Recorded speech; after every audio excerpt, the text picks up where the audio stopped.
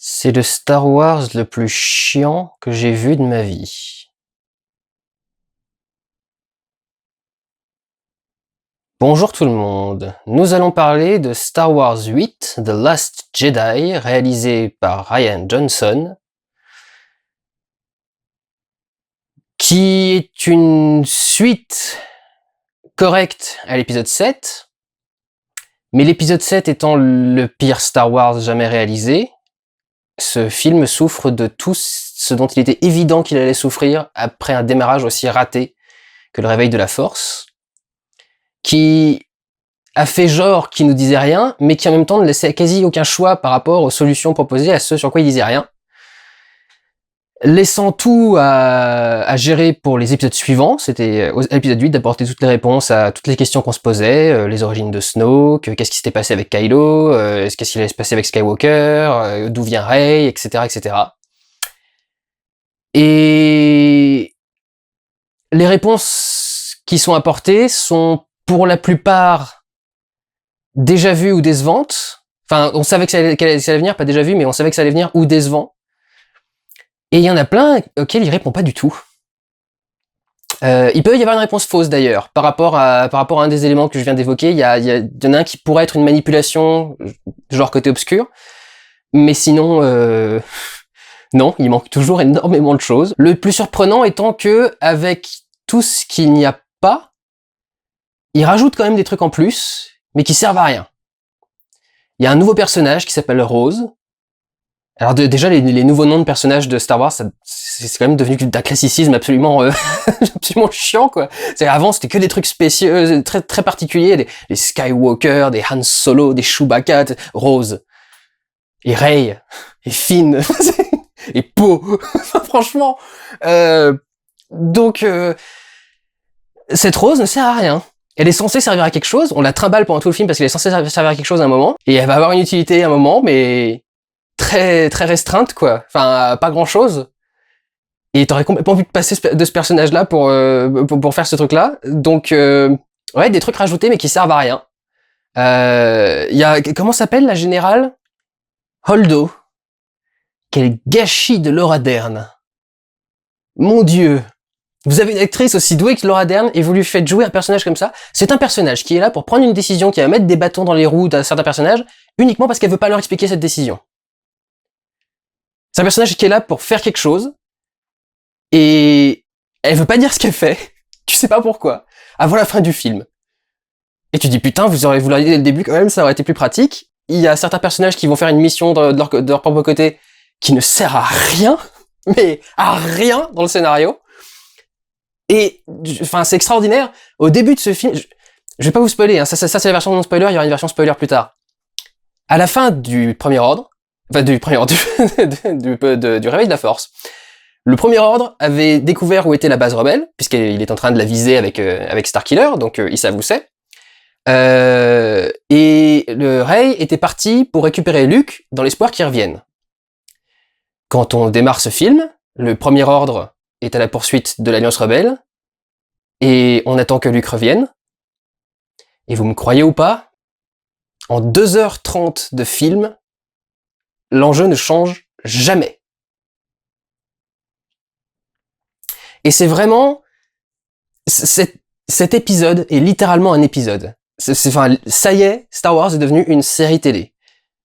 J'avais déjà dit, l'épisode 7 se terminait déjà comme un épisode de série télé. Je m'en étais même pas rendu compte, mais en fait, c'est presque une blague. Parce que l'épisode 7 se termine sur un cliffhanger. Un cliffhanger, ça veut dire être au bord d'une falaise.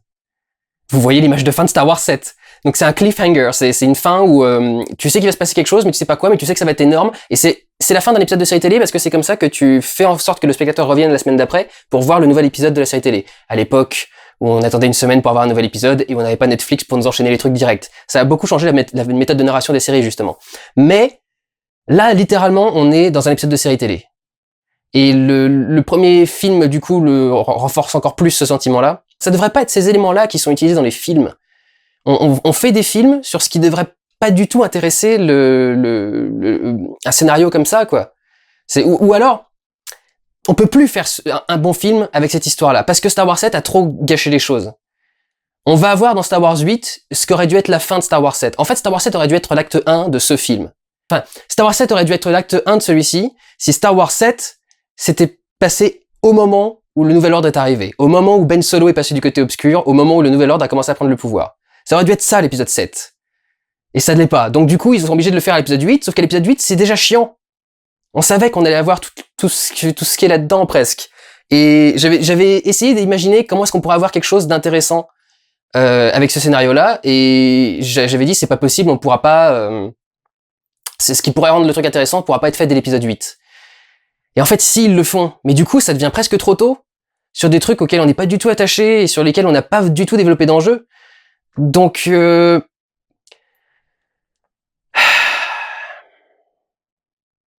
c'est ennuyeux, ça m'ennuie énormément, je suis désolé, hein, je fais pas une partie intro, machin, c'est juste non spoiler et je vais en parler. C'est pas... le film est pas mauvais, mais il est pas appréciable. Il arrive à un moment où même l'histoire qu'il raconte n'est plus intéressante parce qu'il y a trop de choses qui ont mal été introduites, il y a trop de choses qui ont mal été faites, il y a trop d'enjeux qui ont mal été gérés en fait. Trop de personnages qu'on a mis là sans savoir à quoi ils allaient servir. La première heure est une torture. Enfin, vraiment, je trouve que la première heure, c'est incroyable. Et la première heure, à peu près tout le monde sortait au moins une fois son portable ou regardait sa montre pour se demander où est-ce qu'on en était, parce que ça n'avance pas. La première heure, ça n'avance pas du tout. La première heure doit être constituée de 4 ou 5 scènes différentes maximum, quoi, qui sont juste très très très étalées sur la durée. Donc tu t'ennuies un petit peu. Et ce qu'il y a de divertissant est tellement space. Je sais pas ce que le comportement de Luke va créer chez les fans comme réaction, mais il y a beaucoup de choses qu'il a fait qui, dans ma salle, ont fait réagir personne. Mais donc c'est même pas ni bien ni mal, c'est juste, j'ai l'impression que les gens comprenaient pas ce qu'ils voyaient. Et il y a un truc autour de Leia. Littéralement, quand j'ai vu la scène, what the fuck? Parce que c'est un truc lié à quelque chose que j'avais dit dans mon Pourquoi Jordan avait tort, par rapport à Leia. Mais alors le révéler comme ça à ce moment-là, en plus, vu ce qui s'est passé récemment, ah c'est un peu glauque, c'est un peu space. Ah. Donc c'est des scènes on n'arrive pas trop à être investi dedans parce qu'on comprend pas trop ce qu'on voit en fait. C'est très surprenant comme sensation et comme rendu. Ouais, je suis assez paumé. Je vous avoue vraiment, je suis assez paumé. Parce que foncièrement, il y a pas de choses qui vont pas dans ce film. Enfin, si, il y a des choses qui vont pas, il y a des choses bizarres. J'en ai noté quelques-unes, mais c'est pas un étron monstrueux. Ça reste le film le plus chiant parce que littéralement, il est handicapé par le film après lequel il vient. Il y a pas 36 solutions pour cette histoire pour qu'elle fonctionne. Et j'ai envie de dire que même ce film-là exploite pas vraiment ces histoires-là en fait. On a l'impression qu'il a presque voulu gagner du temps. Et vous savez que Abrams va réaliser encore l'épisode 9 et qu'il a presque voulu gagner du temps en faisant eh ben tu sais quoi, démerde-toi avec ce que t'as créé parce que moi j'ai pas envie de me dépatouiller avec le truc quoi. Donc je vais faire durer certains trucs jusqu'à maintenant. Je vais essayer de te foutre un peu des bâtons dans les roues pour certains trucs et après tu te démerdes pour finir ce que t'as démarré quoi. C'est celui qui m'a le plus fait chier. Mais c'est pas sa faute, c'est celle du 7 et du coup ça rend le 7 encore plus nul quelque part. Mais au final, le 8 est le moins intéressant. Cette trilogie est foutue. Je ne sais pas comment ils peuvent faire... Même s'ils faisaient un épisode 9 intéressant, l'épisode 9 serait intéressant. Ce serait une saga où on revoit vraiment que l'épisode 9. Comme les gens, avec la prélogie, ne regardent que l'épisode 3, ce serait ça, quoi. Ce serait vraiment ce truc-là. Ou alors, encore pire, les gens ne reverraient que l'épisode 7. Et elles s'imagineraient leur propre saga, leur propre truc de leur côté. C'est... Quel gâchis énorme. C'est... Qu'est-ce que je peux vous dire d'autre sans spoiler? Regardons mes notes. Il y a un nombre de trolls incroyable dans ce film. Il y a énormément de remarques qui sont, enfin, déjà il y a des personnages qui trollent. Il y a un moment où il y a dès la première scène, il y a un personnage qui troll un autre. Et tu fais, oui, d'accord, il y a eu des conversations particulières entre Han Solo et des Stormtroopers avec des radios et des machins, mais enfin là quand même vous abusez un petit peu beaucoup, c'est un peu trop millénial là ce que vous êtes en train de me montrer. Et il y a plein de trucs du style Snoke qui parle avec Kylo et alors je vais pas vous, justement c'est pas un spoiler sur le film, vous appréciez pas, je vais te pause machin, c'est juste une réplique qui lui dit par rapport à ce qui s'est passé dans le set. Où il lui fait, mais t'es qu'une merde, tu t'es fait avoir par Rey, qui n'a aucun entraînement, mais t'es un échec complet, etc. Pourquoi tu te caches sous ce masque pourri, etc. Il lui sort ça, quoi. Et t'as vraiment, je veux pas que je vous révèle, j'ai des trucs qui sont en cours dans mon Pourquoi j'ai tort sur Rogue One, parce que je suis en train de le sortir, il va pas trop tarder, je suis à peu près dans les temps, mais il y a quelques trucs. J'ai l'impression que tout le monde essaie de troller Abrams sur la merde qu'il a fait avec le 7, quoi. On a vraiment le sentiment que, ouais, tous les réalisateurs qui passent sur un Star Wars après le 7, regardent Abrams et lui font, pauvre mec, qu'est-ce que tu nous as sorti, quoi. Vraiment, j'ai cette impression-là, parce qu'il y a tout un tas de répliques comme ça où on est en train de troller les trucs, c'est assez énorme. Autre chose. En principe, il y a une période de temps très large entre deux films. C'est pour ça que je vous dis qu'il y a un côté très série télé dans le fait que ce soit aussi proche d'un épisode à l'autre. En principe, il doit y avoir un écart. Là, c'est littéralement, on récupère là où le 7 s'est terminé. Ça change beaucoup de choses au niveau de la narration. Parce que dans Star Wars, en principe, il y avait toujours des moments où une scène se déroulait, on arrivait à une conclusion, et au bout de 4 heures, 5 heures, une journée, on avait le résultat à cette décision et on avait un nouvel événement. Typiquement, arriver sur la planète de Lando, dans l'épisode 5, avoir 3-4 scènes où Lando montre la station, explique les trucs aux gens, etc. Donc tu dis, bon, c'est bien. Et le lendemain, Dark Vador qui débarque et qui arrête tout le monde. Alors on ne sait pas vraiment si c'est le lendemain ou si c'est la soirée. La temporalité dans l'épisode 5, enfin la gestion du temps dans l'épisode 5 est chaotique. Mais j'en parle aussi dans Pourquoi j'ai rendu Vator. Vite fait, je fais un petit tacle à l'épisode 5 au passage, parce que vraiment le temps est très mal géré dans l'épisode 5. Et du coup, on avait le soir, disons, quelques heures au moins entre deux trucs. Donc, il y avait des changements de lieu et de temps qui étaient très marqués. On avait une scène sur une planète, et après on avait une transition en volet qui arrivait, autre scène, autre planète, plus tard, ou au même moment, non, quasi jamais, je crois. Mais même si c'est au même moment, au moins un gros changement de lieu, gros changement de temps, c'était les deux indications, on avait une transition en volet. On est dans un film qui est tellement en temps réel, presque. Enfin, presque, hein, ce film se déroule presque en temps réel, que du coup, cette norme de montage ne peut plus du tout s'appliquer. Les transitions en volet sont utilisées n'importe comment dans l'épisode 8. Il y a un moment où les personnages, c'est un mini spoiler, il y a des personnages qui rentrent dans une trappe pour prendre un petit passage caché et sortir par l'autre trappe.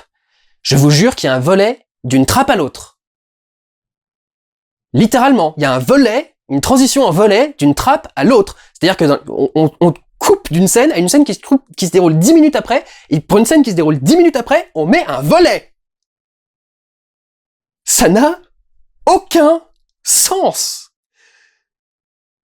Je sais même pas pourquoi ils ont mis une transition en volet. Il y en a tellement où ils pourraient justement faire des transitions en volet comme ça, et ils le font pas. Là, on passe du même endroit au même endroit, juste 10 mètres plus loin et 10 minutes plus loin, une transition en volet, quoi.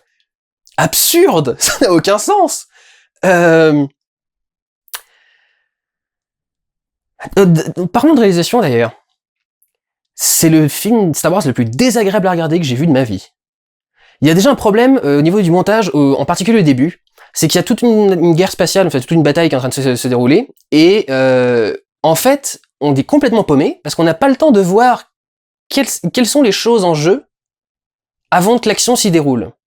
C'est-à-dire, vous avez un vaisseau quelconque qui est en train d'avancer, vous avez un petit vaisseau d'attaque qui est en train de foncer vers lui pour essayer de l'attaquer. C'est un nouveau vaisseau, un type qu'on n'a pas encore vu. Il vient de débarrer de l'hyperespace, on a tout de suite un vaisseau qui débarque direct, on a eu genre 2 plans sur le truc pour le voir, et toujours avec des lumières bizarres, je vous parlerai de lumière dans 2 secondes, mais d'abord je vais parler de montage, et presque dès le début de l'attaque, on est dans un point de vue subjectif du vaisseau qui est déjà ici sur le bord du nouveau vaisseau, le petit vaisseau d'attaque est ici sur le bord du nouveau vaisseau, et est en train de voler au ras du truc, et du coup tu suis toute cette surface que t'as jamais eu le temps de voir de loin et de comprendre à peu près à quoi ça ressemblait, et t'es déjà en train de faire des loopings et des machins et des 360 degrés, des trucs, tu es complètement paumé. Enfin, je n'ai pas pu suivre les 5 ou 10 premières minutes du film, presque. Et le reste a été particulièrement désagréable à cause de la lumière. C'est pourtant pas la première fois qu'on a des lumières spéciales dans Star Wars. On a eu Abrams qui nous a mis ses reflets très esthétisés un peu partout, qui est de ce lens flare. On a eu Rogue One avec une lumière très réaliste. Je crois qu'il essaye de faire une lumière réaliste, mais sans les lens flare, à l'Abrams, ou sans les trucs. C'est sombre au point d'en être illisible. Alors je sais, c'était aussi une projection 3D. Normalement, ma salle a quand même très bien calibré en termes de 3D. Toutes les salles 3D de mon cinéma sont généralement plutôt très bonnes et la luminosité est pas si mauvaise que ça. Il y a littéralement des plans qui sont illisibles tellement ils sont sombres. Et en particulier dans cette scène d'attaque, justement, il y a un personnage qui à un moment qui est dans un bombardier. Enfin, d'un plan à l'autre, tu sais absolument pas où tu te trouves. Enfin, c'est illisible. Il y a genre 4 ou 5 plans pour suivre ce personnage. La scène dure 1 minute peut-être pour suivre ce truc. Je crois qu'il n'y a pas un seul plan où j'ai compris à quel endroit j'étais de tel ou tel truc pour que ça fonctionne. Enfin, cette lumière est space. Il y a une petite pièce dans laquelle il y a juste genre un tout petit ray de lumière qui passe et genre les personnages sont obligés de se tourner autour pour qu'il y en ait un moment qui finisse par arriver dans le halo de lumière et que tu vois son visage pour te parler, sinon ils sont complètement dans la pénombre et la plupart du temps les personnages sont dans la pénombre, ce qui pourrait être un travail de lumière intéressant, en particulier pour travailler par exemple le côté obscur et le côté clair, mais même pas quoi, enfin c'est juste sombre et désagréable à suivre. L'antichambre de Snoke avec une espèce de toile rouge, mais parfaite, ultra lisse, sans un seul truc, complètement artificiel. T'aurais pu mettre un fond vert et un dégradé rouge-noir derrière, ça aurait été exactement le même rendu. Et ça rend super dégueulasse. Et c'est assez sombre dans cette pièce-là, qui en plus a des murs rouges. Donc t'as un mur rouge qui est pas la couleur la plus facile à gérer par l'œil humain. C'est en général par n'importe quel truc. Les caméras ont aussi beaucoup de mal à gérer le rouge. C'est toujours ça qui bave un petit peu. On a fait d'énormes progrès, mais c'est quand même la couleur la plus compliquée à gérer. Et il n'y a pas assez de lumière dans la pièce pour assez bien éclairer les personnages pour les distinguer par rapport au reste. Donc t'as un fond qui est complètement uni, qui devrait donc justement être facile pour voir les personnages. Et au final, les personnages sont en ombre, sur un fond rouge un peu sombre, etc. Donc le fond rouge difficile à lire, les personnages en ombre, et ça... Pourquoi j'ai un plan ici? Je ne vois que dalle. Vraiment, j'étais presque énervé devant le film, c'est pourquoi tu fais un plan, je ne vois rien. Je ne vois rien, je n'arrive pas à lire un seul élément de cette image, putain. Heureusement qu'on y reste longtemps et qu'il y a des gros plans ou d'un moment sur Snoke et tout le bordel, parce que sinon, putain...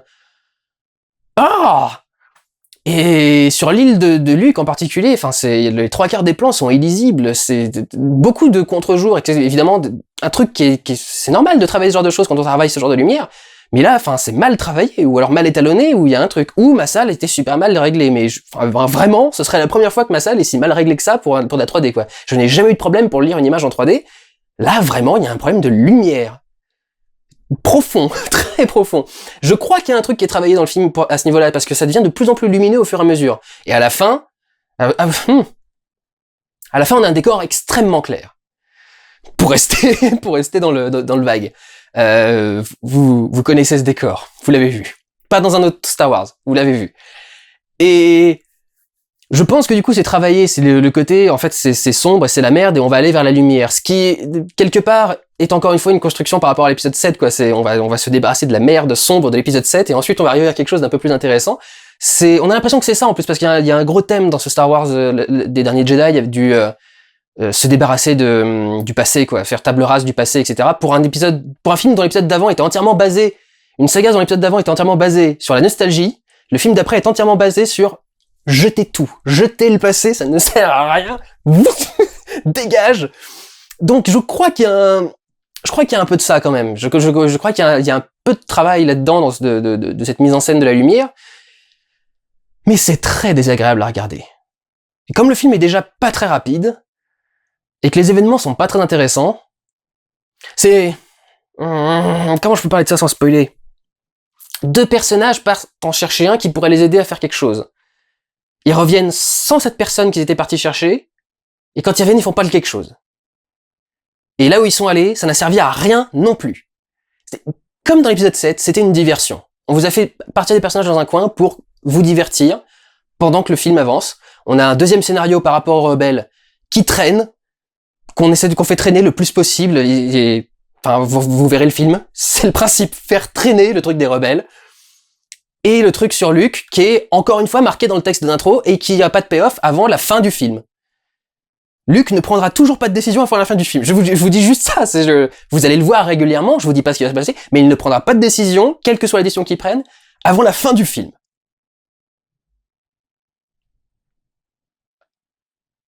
Et pourquoi faire un film de 2h30? C'est ça en plus qui est incroyable, c'est le film le plus long de la saga jusque-là, il fait 2h30, le plus maximum c'est 2h22 je crois, ou 2h20, c'est toujours générique inclus.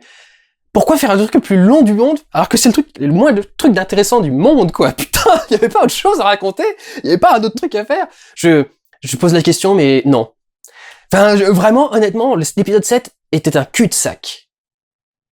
Un teaser vers un cul-de-sac. C'est ça que je veux dire, c'est que l'épisode 7 a essayé de préparer des choses en disant, peut-être qu'il va se passer quelque chose à ce moment-là, on se vous dit pas, machin, mais c'est évident ce qui va se passer, mec, d'où tu fais c'est pour ça que je vous ai dit, faut pas créer des dilemmes sur ces trucs-là, ça sert à rien.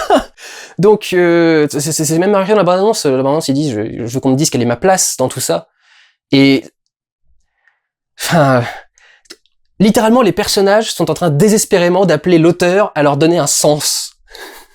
C'est ça le truc. L'épisode 8, c'est, par pitié, dites-moi à quoi je sers dans tout ça, quoi. Je m'appelle Rey, je ne sais pas si je suis Rey Skywalker, Rey machin, Rey... Et je ne sais toujours pas à quoi je sers, je ne sais pas pourquoi j'ai les habilités que je peux avoir. Dites-moi à quoi je sers. Ce qui me frustre, c'est que je pense que Rian Johnson n'a pas le choix. C'est ça le truc, je vous ai dit, c'est ça pour moi le grand drame, il y avait pas d'autre histoire à raconter que celle-ci. Abrams l'a envoyé dans un cul-de-sac. Complètement. Et...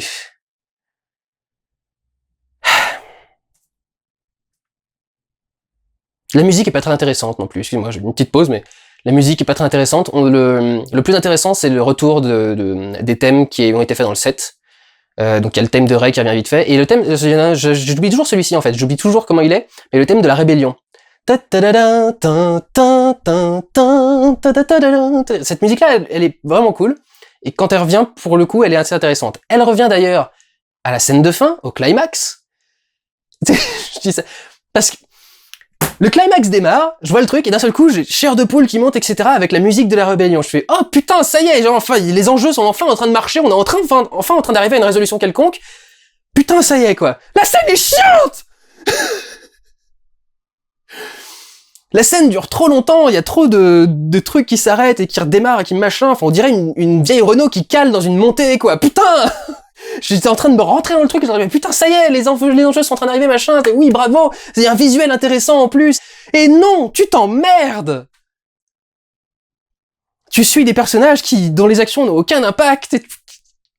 Ah! Cette saga ne sert à rien. Cette nouvelle trilogie ne sert à rien. L'histoire sur laquelle ils sont partis est tellement pourrie à la base qu'ils peuvent aller nulle part ailleurs que ce qu'ils ont fait ici, et c'est pas intéressant. Et honnêtement, la salle était d'un silence devant le film, et quand c'est sorti, les gens étaient... Enfin, à la fin de Star Wars 7, moi, ma salle a applaudi, les gens étaient contents et tout, là, vraiment, les gens sont sortis, c'est... Ouais, j'ai aimé, ouais, c'était pas mal. J'étais en train de discuter, etc., et il y en a un qui a dit une remarque que j'ai trouvé vachement rigolote et vachement vraie. C'est la journée la plus longue de sa vie. Parce qu'honnêtement, ça sent comme ça, quoi. On a l'impression qu'il n'y a eu qu'une journée traitée entre Star Wars 7 et Star Wars 8. Et t'as l'impression que tout est en train de se dérouler en 24 heures. Presque! Enfin, vraiment, le scénario avance tellement lentement que t'as vraiment l'impression que ça arrive en 24 heures. Et c'est, encore une fois, je vous dis, ce qui renforce ce côté série télé, quoi. Ce côté, non, il n'y a pas besoin de dire grand chose, les gens, on va vous occuper avec un peu d'action, et puis après on vous mettra un autre épisode. Je m'en rends encore plus compte parce que, je me suis mis à Star Wars Rebels cette année, la nouvelle série d'animation qui est sur Disney XD, qui est 1000 fois plus intéressante que n'importe quel scénario qu'ils ont foutu dans Star Wars 7 ou Star Wars 8. C'est putain, quoi. Ils ont 4 saisons de 20 épisodes à chaque fois, ils arrivent quand même le premier en a 10, ils arrivent quand même à trouver à chaque épisode des scénarios plus intéressants que ce qu'il y a dans les films.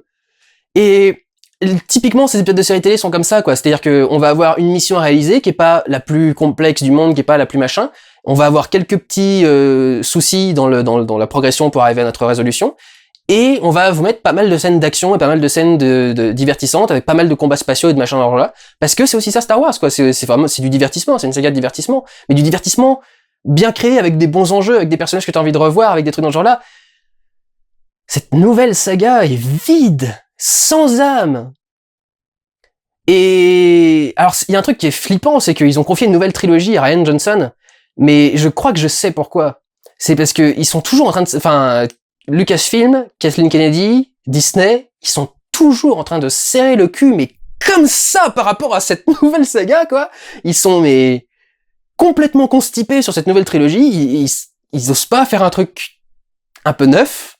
Le début de cet épisode, c'est littéralement le début de l'épisode 5. Hein. C'est exactement le même début. Et en fait, j'ai l'impression qu'ils se lâchent dans les spin-offs. Rogue One était tellement neuf, tellement créatif, tellement intéressant, enfin de proportion gardée, évidemment, ça reste dans le même univers, mais il y avait une bonne intention, il y avait une vraie motivation, une vraie passion dans le fait de vouloir raconter cette histoire-là. Ça se sent tellement que ces épisodes sont formatés par une entreprise, quoi, sont formatés par un cabinet de direction, par un machin, par le code nostalgique du truc d'avant, par le fait de devoir constamment évoquer la saga précédente. Ça n'a pas de but, quoi, ça n'a pas de vie, c'est pas utile du tout. Il y a un truc nul d'ailleurs, c'est que il y a une scène qui est potentiellement intéressante où Rey est confronté au côté obscur, pour rester très vague. Pas dans un truc important, mais une scène qui pourrait être intéressante, un peu mystique, et la scène est en train de se dérouler et tu pourrais vivre ce truc un peu poétique, et d'un seul coup, tu as Rey qui se met à parler en voix off au passé de ce qu'on est en train de voir se dérouler au présent devant nous. Donc comment gâcher une scène potentiellement intéressante? On te met en voix juste au-dessus que le personnage a survécu, entre guillemets. C'est pas vraiment l'enjeu à cet endroit-là, mais c'est quand même fou de gâcher gâcher un enjeu, gâcher une tension de scène comme ça, quoi. C'est quand même dingue. L'autre raison pour laquelle le climax était intéressant, c'est que on a enfin des plans qui respirent un peu plus, parce que les plans sont assez confinés quand même pendant une majeure partie du film. Il y a pas grand chose à filmer de grand, quoi. Ils sont sur une île pendant un bon bout de temps, dans un vaisseau pendant un autre bout de temps, et à un moment ils sont dans un autre lieu, mais pas très ouf à regarder, et pas avec un très grand scope et une très grande... Donc à la fin il y a vraiment ça. Il y a aussi le vrai aspect vieille boîte de conserve, vieille poubelle spatiale. Qu'on dit toujours sur le Falcon Millennium, mais j'ai jamais vraiment vu pourquoi on disait que c'était une poubelle, il est juste sale, quoi. Faut mettre un coup de Karcher et c'est tout, le vaisseau il a l'air neuf. Mais là il y a vraiment dans ce climax, ils utilisent vraiment des vaisseaux plus anciens, et genre qui tremblent vraiment, qui machin, et là tu rajoutes de l'enjeu et tu rajoutes de la tension parce que la situation a l'air désespérée. Et c'est ça en fait qu'ils arrivent toujours bizarrement à gérer en fait dans cette saga, c'est que la situation n'a jamais l'air désespérée. Et même les trucs graves sont littéralement gérés par-dessus l'épaule. Si vous avez vu le film, vous saurez de quoi je parle. Enfin vraiment tout ce qui a l'air sérieux a jamais l'air vraiment très bien respecté. Et là, pour le coup, dans cette scène de fin, on commence enfin à avoir un truc qui commence à devenir sérieux, où les enjeux commencent vraiment à devenir importants. Il a essayé aussi de réinventer quelques trucs. Il y a beaucoup de choses qui servent à rien, genre l'espèce de loup en cristal, là, c'est pas très intéressant. Et c'est pompé sur Star Wars Rebels, ce qu'ils font avec les loups, d'ailleurs. Et parce qu'ils ont fait exactement la même chose dans Star Wars Rebels. Et il a essayé de réinventer, parce que vous savez, il y a toujours eu ce plan. Le Faucon Millennium étant un vaisseau particulièrement large, c'est toujours le grand kiff quand on réalise une scène avec le Faucon Millennium de le faire passer dans un espace très restreint. Ce que le 7 avait fait exactement comme tous les autres films, c'est-à-dire en le faisant parcourir l'intérieur d'un vaisseau. Alors oui, d'accord, c'était un vaisseau échoué et pas un vaisseau en train de voler comme l'étoile de la mort ou comme machin. N'empêche que c'était un vaisseau, on avait déjà vu ça. Là, pour le coup, il y a un petit changement visuel, on est dans une espèce de grotte. Visuellement, je trouvais ça très joli et très intéressant. Un peu sombre, mais très joli et très intéressant. On va finir avec un petit listing de choses inutiles, et après par la toute fin du film. Alors, choses inutiles, mais surprenantes surtout. À un moment, Snoke utilise la Force à travers un hologramme. Il semblerait donc que la Force soit littéralement de la data qu'on puisse télécharger et envoyer, faire utiliser... Enfin... What the fuck? What the fucking fuck? Un mec qui utilise la Force à travers un hologramme. Bref. il y a Chewbacca qui a un dilemme végétarien. Ça commence particulièrement à me saouler, cette présence et ces louanges envers le végétarisme dans les films. Surtout à ce moment-là, ça n'a rien à foutre là, et on est déjà dans un film qui perd du temps et qui raconte des choses qui sont pas forcément intéressantes. Pourquoi rajouter le dilemme végétarien de Chewbacca, qui est une bête, un animal? S'il y a bien un mec qui doit bouffer d'autres créatures pour survivre, c'est lui, quoi. C'est un espèce de grand singe énorme, enfin, à un moment, on se réveille, quoi. Il y a un plan, je ne comprends pas à quoi ça sert. Il y a un plan pressing de l'Empire. Je n'ai littéralement pas compris ce plan. À un moment, on te fait croire qu'il y a un vaisseau qui se pose ou un truc dans ce genre-là, peu importe, c'est pas un spoiler, c'est le pressing! C'est ça le truc. On voit un truc qui se pose et qui fait de la vapeur et de la fumée, et la caméra se retire, et en fait, c'est un fer à repasser qui est en train de faire un manteau, et tu fais... Mais pourquoi? Mais pourquoi? Qu'est-ce que c'est? Ah! Je ne sais pas, je ne comprends pas pourquoi. Et enfin, approprié, je n'ai jamais vu, depuis Star Wars 7, une fin aussi pourrie. C'est une catastrophe, ils ne savent pas finir leur film. Au moins, cette fin-là ne pourra pas créer le même problème que la fin de Star Wars 7. La fin de Star Wars 7 était tellement pourrie que tu n'avais pas d'autre solution que de reprendre exactement là où Star Wars 7 s'arrêtait.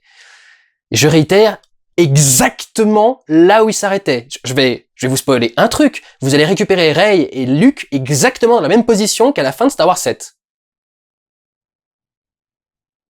La première fois que vous les verrez dans le film, ce sera Rey avec le sabre tendu, face de Luke, qui n'a toujours pas pris sa décision. Il attend toujours de répondre au téléphone, il n'a toujours pas envie. Et celui-ci finit... je peux pas... Ouais, à la limite, ça spoil rien. Ce film se finit avec des gosses qu'on a croisés à un moment dans le film. Vite fait, comme ça. Et quelque part dans le décor, enfin vraiment on les a croisés, on n'a même pas eu d'échange, ils ont pas parlé, ils ont rien fait. Et ça montre comment Star Wars, l'Empire, les Jedi, Star Wars, les rebelles, et les Jedi, etc. inspirent le peuple à vouloir mieux et à se défendre, et à créer une rébellion. Donc on a un gosse qui est en train de regarder vers l'espace avec un balai, et qui voit un vaisseau passer. Fin.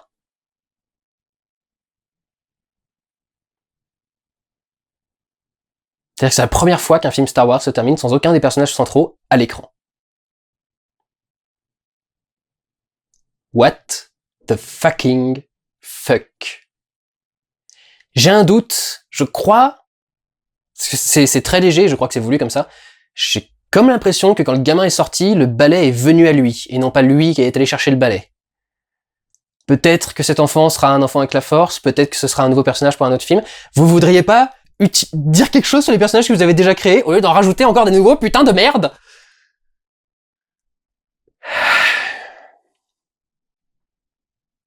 Mais c'est très particulier, je suis énervé, mais...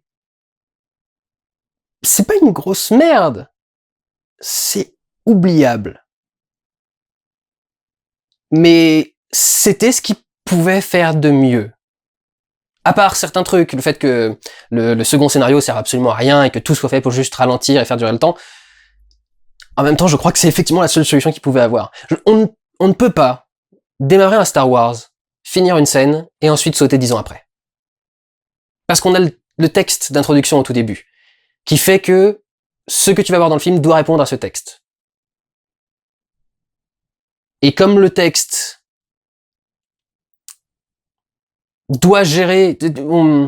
la question est comment va réagir Luke. C'est ça le truc. Et c'est pour ça qu'il fallait pas le montrer à la fin du film d'avant, et qu'il fallait pas en faire le thème du film d'avant, et il fallait directement refoutre Luke dans le film d'avant, quoi. Il fallait pas faire chier quand même. Parce qu'une fois la décision de Luke prise, là seulement la saga commence. Donc il peut pas faire un texte... il aurait pas pu faire démarrer le film 5 ans plus tard, avec un texte... Voilà en fait ce qu'a décidé Luke, maintenant on part. C'est pas possible. Il y a eu un tel teasing, un teasing, c'est un teaser ce film, de toute façon, c'était un teaser de 2 heures, le Réveil de la Force. Donc il y a eu un tel teasing sur cette réaction qu'il ne pouvait pas faire un épisode qui ne traitait pas cette réaction. Donc forcément, il fallait qu'il traite la fin de ce qui a été commencé dans Star Wars 7, mais littéralement la fin de ce qui a été commencé dans Star Wars 7, pas qu'est-ce qui se passe 10 ans plus tard, qu'est-ce qui se passe une fois que tout ça a marché, est-ce que les répercussions de tout ça, non, c'est littéralement, il fallait reprendre là où ça s'était arrêté, parce qu'il fallait arriver à la décision de Luke.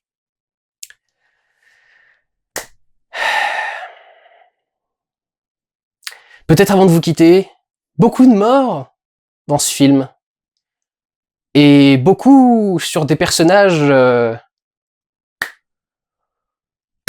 importants, et qui avaient été vendus par le set comme étant ultra importants. Donc, un peu emmerdant. Mais il faudra que j'aborde ça dans la version spoiler, parce que là je suis arrivé, j'ai quand même fait une bonne durée, mais je suis arrivé au maximum de ce que je peux faire sans faire de spoiler.